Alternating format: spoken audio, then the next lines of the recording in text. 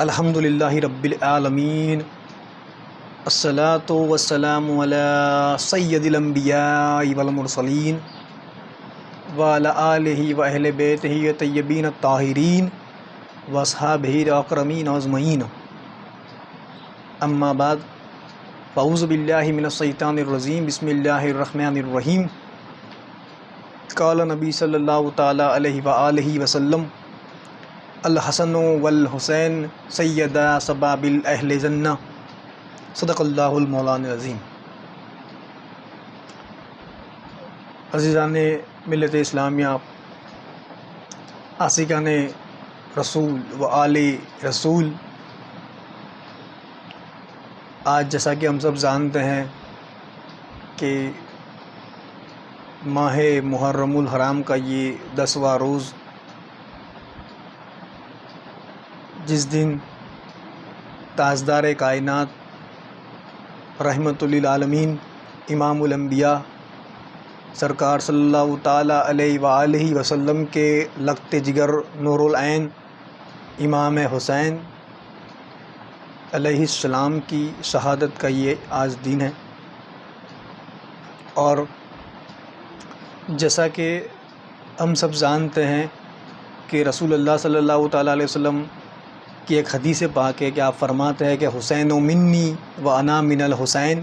کہ حسین مجھ سے ہے اور میں حسین سے ہوں۔ تو اس کو اگر آپ دیکھیں گے تو اس حدیث پاک کے اندر بہت ہی گہرے الفاظ چھپے ہوئے ہیں جو ہر کسی کے سمجھ میں آسانی سے نہیں آ سکتے۔ کچھ لوگ بس یہاں آ کر رک جاتے ہیں کہ حسین و منی، یعنی رسول اللہ صلی اللہ تعالی وسلم نے یہ فرما دیا کہ حسین مجھ سے ہے، لہٰذا میں یہ کہنا چاہوں گا کہ آپ آگے بھی تو پڑھیے کہ وانا من الحسین، رسول اللہ صلی اللہ علیہ وسلم فرماتے ہیں کہ میں بھی حسین سے ہوں، کیونکہ یہ دین بدر سے لے کر کربلا تک محمدی ہے، اور کربلا سے لے کر اب روز قیامت تک یہ دین حسینی ہے۔ پہلے ایمان کی پہچان اس بنیاد پہ ہوتی تھی کہ یا تو آپ محمدی ہے یا تو آپ ان لوگوں کے ساتھ جو رسول اللہ صلی اللہ تعالی وسلم کے سامنے آ کر کھڑے ہوئے، اور اب بعد از کربلا یہ دین حسینی ہے، یا تو آپ یزیدی ہے یا تو آپ حسینی ہیں۔ اب ایمان کا پیمانہ کوئی تیسرا نہیں ہے، لہٰذا رسول اللہ صلی اللہ تعالی وسلم نے فرما دیا کہ حسین و منی و انا من الحسین، میں حسین سے ہوں، حسین مجھ سے ہے، میں حسین سے ہوں۔ یعنی کہ اب قیامت تک جو کوئی بھی اگر اپنے آپ کو عاشق رسول کہلانے کا دعویٰ کرتا ہے تو اسے پہلے چاہیے کہ وہ اپنے آپ کو حسینی ثابت کرے، اسے پہلے چاہیے کہ وہ اپنے آپ کو حسینی ثابت کرے، کیونکہ رسول اللہ صلی اللہ علیہ وسلم فرماتے ہیں کہ میں بھی حسین سے ہوں۔ تو ایسا جھوٹا دکھاوا نہ کرے، اپنے عاشق رسول ہونے کی صحیح سند دے، پہلے حسینی بنے، پہلے رسول اللہ صلی اللہ تعالیٰ علیہ وسلم کی اولاد کی وفادار بنے، پھر اپنے آپ کو کہے کہ ہمیں عاشق رسول، ورنہ ایسی جھوٹے اس کے رسول کی ریوڑیاں نہ بانٹے۔ آج کل ہم دیکھتے یہ ہیں کہ جیسے ہی محرم الحرام کا مہینہ شروع ہوتا ہے تو پہلے محرم سے لے کر شروع ہو جاتے، بس 10 دن ان کو نہ تو ذکر امام علی مقام کرنا ہے، نہ ہی سودائے کرب و بلا کے بارے میں ذکر کرنا ہے ان کا، اور نہ ہی شہادت کے جو اسباب تھے اس کے بارے میں ذکر کرنا ہے۔ بس یہ حرام وہ حرام، اور یہ نہیں کرنا چاہیے وہ نہیں کرنا چاہیے، بس ہر سال کی طرح لگے پڑے رہتے ہیں۔ تو آپ کو ہر سال یہ بتانے کی ضرورت کیوں پڑتی ہے کہ کیا حرام ہے اور کیا جائز ہے، کیا ناجائز ہے؟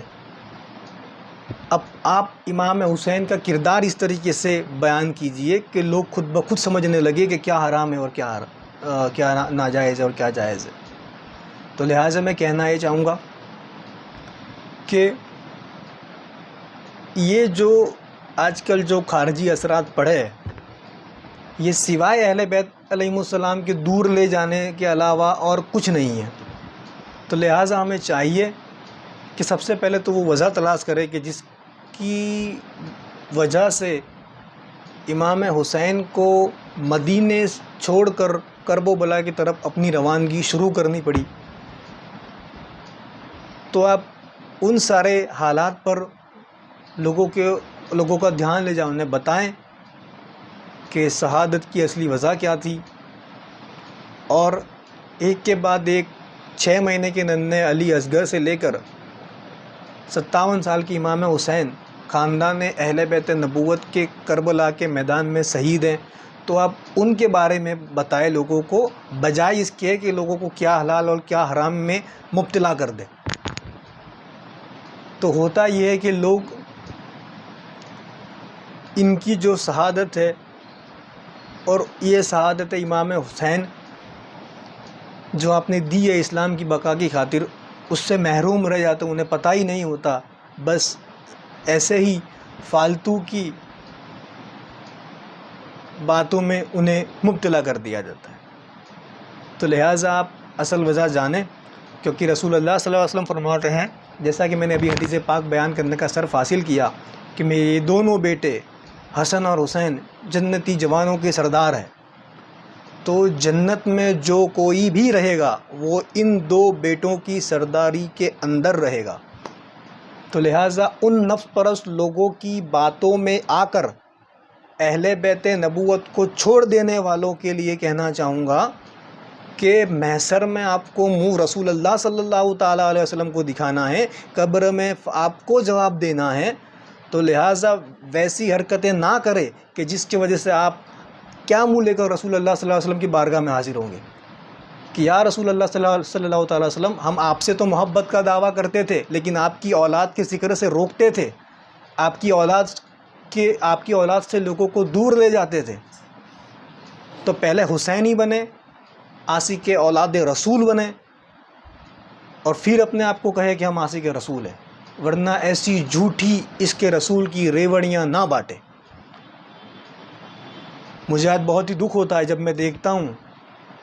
کہ لوگ کس طرف نکل پڑے ہیں. کیا آپ کو ذرا سی بھی ہمدردی نہیں ہے اہل بیت نبوت کے ساتھ؟